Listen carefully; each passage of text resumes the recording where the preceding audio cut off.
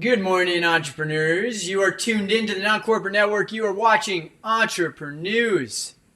If you're wondering what is the Non-Corporate Network, well, it is the worldwide leader in entrepreneurship, Dustin. That's what it is. And yeah, we're happy to be here. Welcome if you're watching us on Facebook, if you're watching us or listening to us on podcasts, wherever you get them. Thank you for being with us. Entreprenews is a quick hitting format. Here we debate the top 6 trending small business stories for 3 minutes each. Dustin, do you have any glorious intro? Great intro. I come in with better perspective and usually get the W's and walk away with the title, and that's about all I got to say. Yeah, he was looking down. For those of you not watching on video, he was looking down and to the left, indicating that is, in fact, a lie. And so, yeah, I've got some data to back just about everything I talk about on here, including my wins. Awesome. Well, you ready to dive in? Yeah, let's do it. Cool. Well, with our first story, HR professionals using electronic signature technology, 2,500% more than pre-COVID. COVID is the main purpose for this. It allows people to sign legal documents on their phone, their tablet, or their computer, so they could sign remote. Overall, it's creating a better process for the business and for the end consumer as well. And so there's a reduction in overhead because you have less paperwork, less things going on. Yep. So it's a more efficient process overall. On top of that, I mean, from a sustainability perspective, I mean, obviously it helps with the reduction in paper. All that being said, there's still a vast majority of businesses that are using paper, even though the adoption is picking up. So really the question is, Chaz, I mean, should more businesses be jumping on and investing into this? Or we've been talking a lot about data breaches and data security. I mean, is this the next threat? Yeah, well, I mean, a couple of things to unpack here. One, all I got to do is draw a straight line across the keypad at the grocery store, and it registers my signature. So it doesn't give me a whole lot of faith that this electronic signature thing is actually being taken seriously. You can adopt a templated signature. And so these are risks to me that don't necessarily validate that I am the person that's signing those. So I think that another classic case of we didn't do enough on the front end and there's going to be an issue on the back end that we got to figure out. And so I think that there needs to be a little bit more validation of the person being who they say they are. You can forward a DocuSign to somebody and they can sign it as you very easily. So I think there's a risk there. And the other thing is this technology isn't very defensible either. I mean, there's a lot of vendors coming out with technology that does this, whether it's CRMs that are adding this document signing feature. And so I think that, it needs to be taken a little more seriously from a security standpoint. But yeah, definitely nothing new and already a very saturated place. Yeah, I mean, I'm just a huge fan of digitization, but I mean, you bring up a couple points that definitely need to take a look at. I mean, I think overall it's definitely a step in the right direction. Like I said, sustainability, it helps on the cost perspective. I mean, there's a lot of benefits from it, but I mean, to your point, we don't know what the risks are, and it's only a matter of time before they start happening as this happens more, and then it'll go to court, and then precedences will be set. But I mean, yeah, I mean, there's a lot. I've seen more and more. I mean, recently bought a house over a year ago, but I mean, through that process, had to do more, take a picture with my license and different forms of identification, and then what I had to sign had to be signed within like 20 minutes, stuff like that. Right. So I mean, there are added security features that are coming, and I think it's only a matter of time. But it's gone are the days where we have the filing cabinets full of papers. I mean, that's kind of archaic, and so excited to see what happens. Yeah, no, I think it'll definitely become more of a standard. Absolutely. So going on to our next story, TikTok, always on Entreprenews. So they're committing over $100 million in ad credits to small business. Any business can apply. The first $300 they'll just give you to spend on their platform. From there, they'll match you dollar for dollar up to $2,000. So really, you can get a credit of up to $2,300 by testing the waters with TikTok. They also have a free creative suite where you can go and upload videos and photos and edit them. So you don't need Adobe or graphic design skills. So they're making the ability to edit or produce the creative much easier, plus giving you ad dollars to take that creative and run it for ads. As of right now, there are 800 million users, and there have been over 2 billion downloads overall. I mean, should businesses be jumping in, or what are your thoughts on them just giving out $100 million? That's a lot of money. You know, it reminds me of Hillary Clinton running for president while also simultaneously being indicted. Like I don't understand. Like TikTok is already been said that it will be banned at the end of September if a U.S. company doesn't buy it. Like that's still on the table. So I don't understand why we're dropping $100 million to small business credits on top of just burning cash, bro. Like just burning it. Like there's ad campaigns all over the place. And so, I mean, I don't know. I don't know if this means that the writing is on the wall, that they're trying to like boost their user base up going into an acquisition.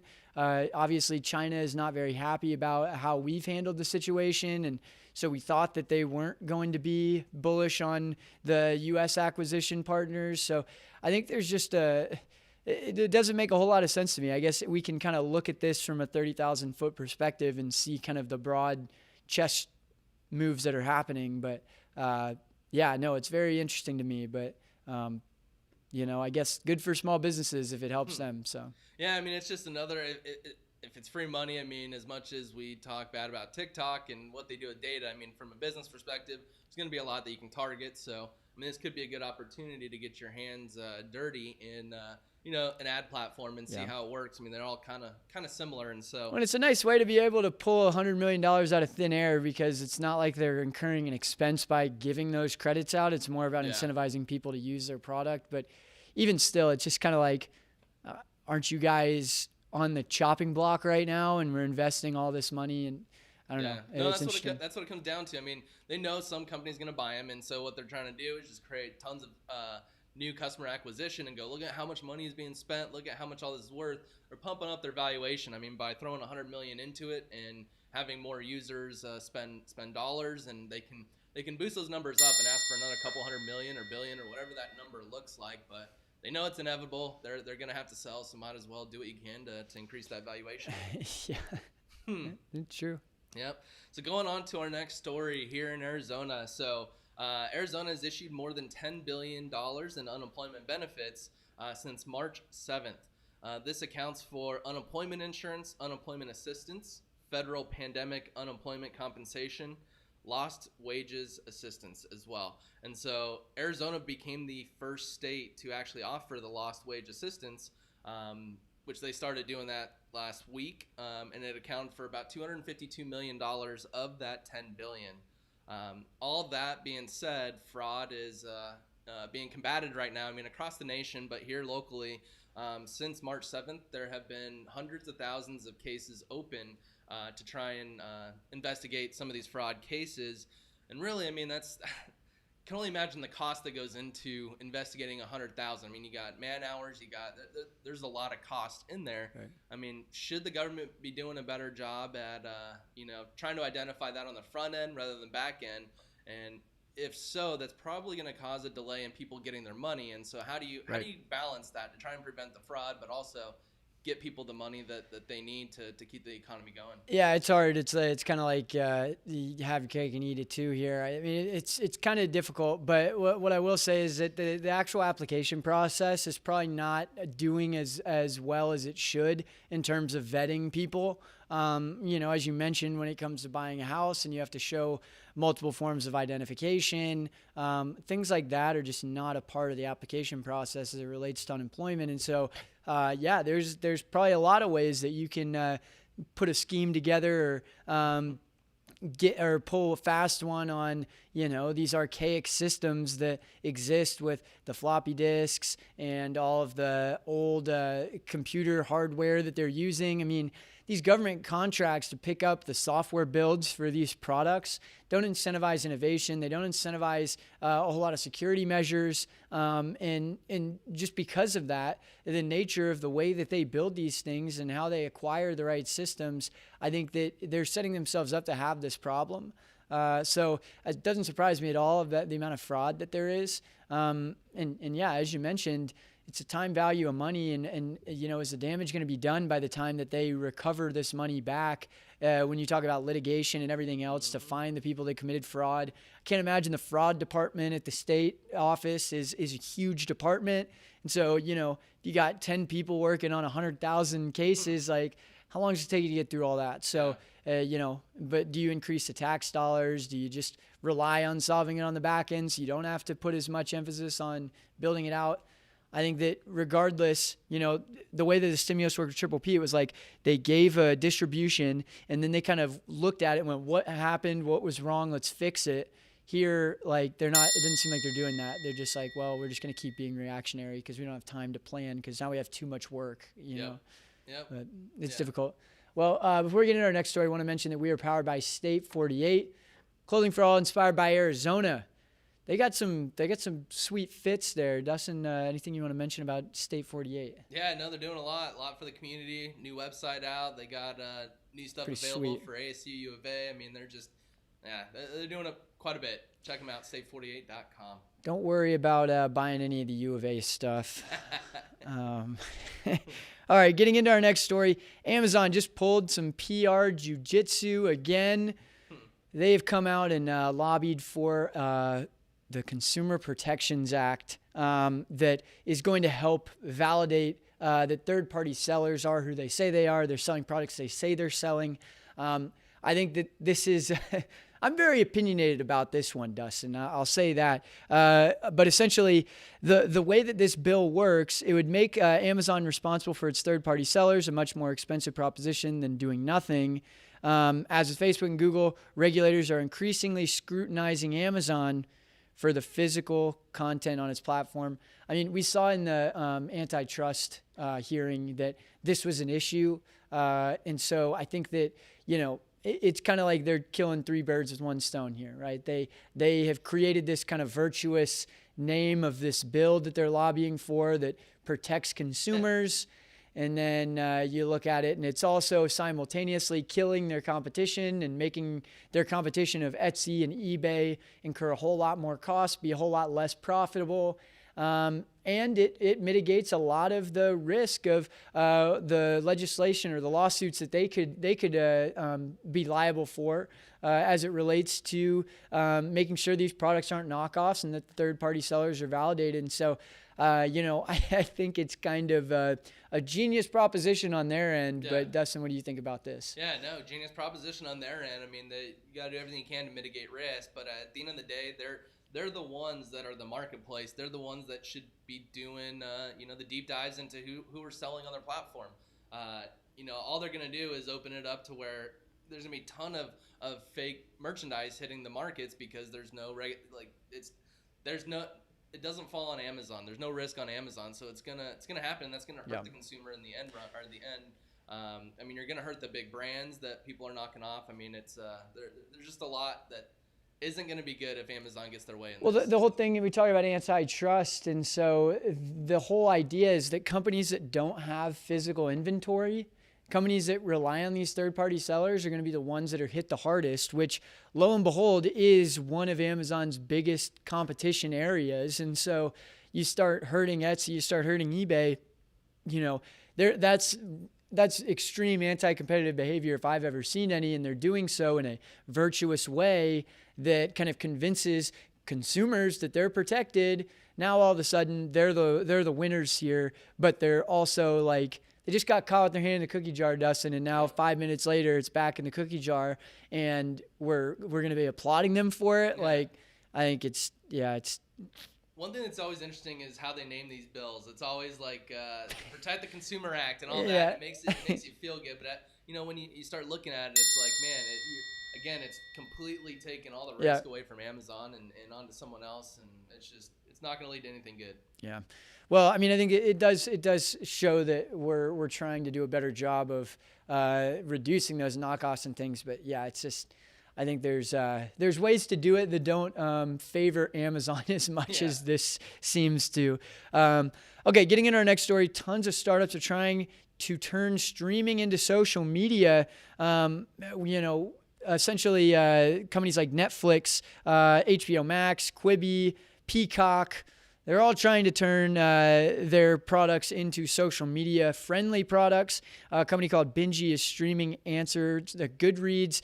You can add the TV shows you're watching, send recommendation links to friends, start chats about specific shows, and create watch parties with your friends on your streaming like platform of choice. And so, I think it's an interesting concept. Obviously, we talked about this in the last episode about how Netflix being able to integrate themselves a little bit more into social media-esque type of platforms, enhance the kind of user interaction, could be something beneficial to them. Dustin, what do you think about this new trend? All these businesses that are coming out of the woodwork.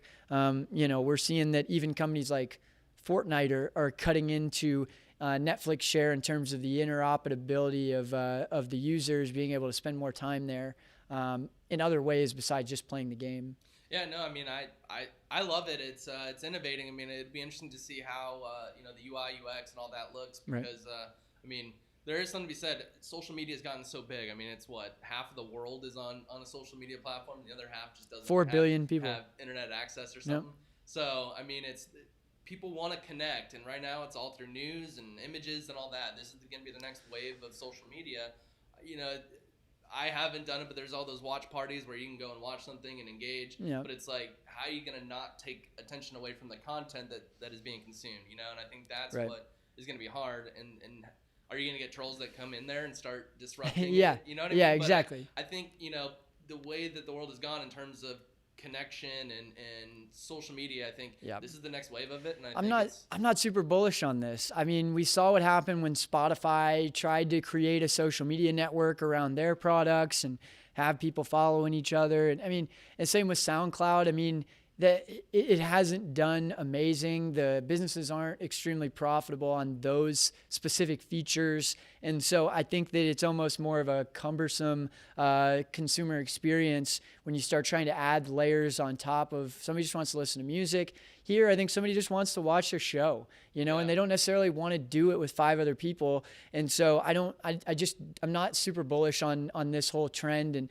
I don't think it'll be here for long. I think as VR and AR become a little bit more adopted and a little bit more advanced, that's going to be a much better option for doing these types of things than having, because I mean, right now you're looking at your phone while you're watching TV anyway. So and this might be the stepping stone to that, is you get people actually watching content together when VR and AR become more of a reality and more widely adopted. Now you have that same sense of watching things together, now sitting next to each other. So it's let's get things started and having people watch content together, and then we'll see what happens. I mean, in terms of this trend, it's going to evolve for sure.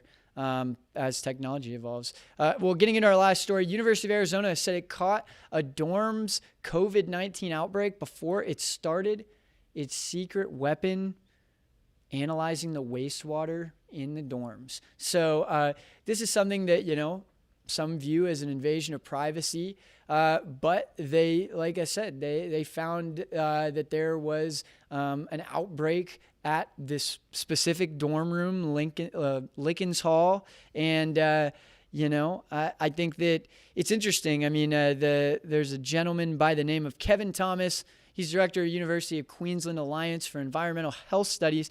He said the proof there is that it works, and it does seem to be a very sensitive approach, but it's a proactive way of trying to manage potential infection. We've seen a lot of colleges that have actually been very affected by this and actually had to go fully remote because in the first 2 weeks back to school, they had tremendous amounts of outbreaks. And so, this is tough. But Dustin, do you think this is an invasion of privacy, or do you think that this is a good approach to identify it? This has happened with plenty of other viruses that can be detected through wastewater. So what do you think about this? Yeah, I mean, it's tough. I mean, in a sense, it kind of is an invasion of privacy, but at the end of the day, it's it's all blended together. You can't identify someone from it. It's not like you can pinpoint certain things to someone. So, I think in the name of trying to get the world back to what it was pre-COVID, I think if it helps do that, it doesn't hurt not really consumer here, but doesn't hurt the citizens by any way there, then I think let's do it. I mean, if it can stop the spread and we can identify it and get back to normal, I'm all for it. But I mean, man, what a crappy job to be the one going through all that. I mean, I see what you did there. dad joke. Yeah, no, I mean, it's crazy. I mean, and just going back to what I was talking about before with the amount of colleges that have had these outbreaks. I mean, University of North Carolina, Chapel Hill, like Stanford, like these are huge name universities that have shifted fully online. And so, it sucks for the student. I mean, they don't get that college experience on top of still having to pay full price. And so it's just tough, man. I think I feel for these kids that are going back to school, and they're kind of getting a bad rap around, oh, well, you guys were the ones that did it. But there's not necessary precautions that are being taken by the universities, and there's no way of being able to be proactive. You have to be reactive in these situations if you don't have these systems set up. So that kind of seems to be the theme of today's episode is trying to find proactive approaches to eliminating problems before they arise. And, we've just seen too much of this reactive, oh crap, let me try to figure this out on the fly type of thing. And so I got to say I'm for it as well. Yeah, I mean, you talk about tuition and all that. I mean, it's crazy that there's so much money being put into, campuses and all that. I mean, this could be a huge step in the right direction to bring college costs down if we get more remote. I mean, you're testing at scale too. I mean, that's really what we have to think about is you're testing at scale. And if there's a way to find more broad stroke data around, okay, there's pockets of people in our school and maybe this 5% of students are at risk, they have to stay quarantined. Like at least it's a more dynamic way of, understanding how to prevent the spread. But yeah. What was your favorite story? I'm looking back at them right now. There's a lot. It's crazy to me, this whole TikTok thing that's happening. I also saw that Walmart is now in the running for acquisition, partnering with Microsoft to try to put a deal together. Very interesting. Yeah. But yeah, TikTok and all the things they're doing right now. That's a lot. Yeah, I know my favorite one was the HR one. I mean, a DocuSign, I think it's amazing. I hate having to print something. 2,500% increase.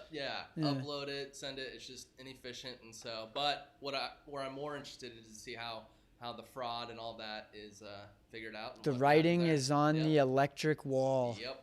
So. Well, thank you guys for tuning in today. Again, you've been watching the Non-Corporate Network, the worldwide leader in entrepreneurship. And this has been Entreprenews. If you guys want to show that you want to bring a message of what you're speaking into the world to existence, we want to help you do it. Check us out, ncnbroadcast.com.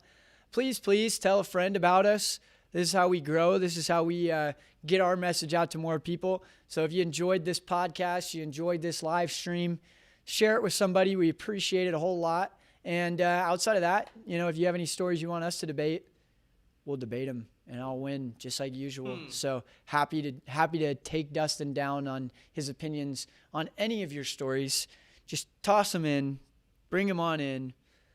Dustin, do you have anything you want to add? I got nothing other than rolling my eyes. But yeah, I appreciate you tuning in. We'll see you guys next week and hope you have a great weekend. Yep. Enjoy your Friday.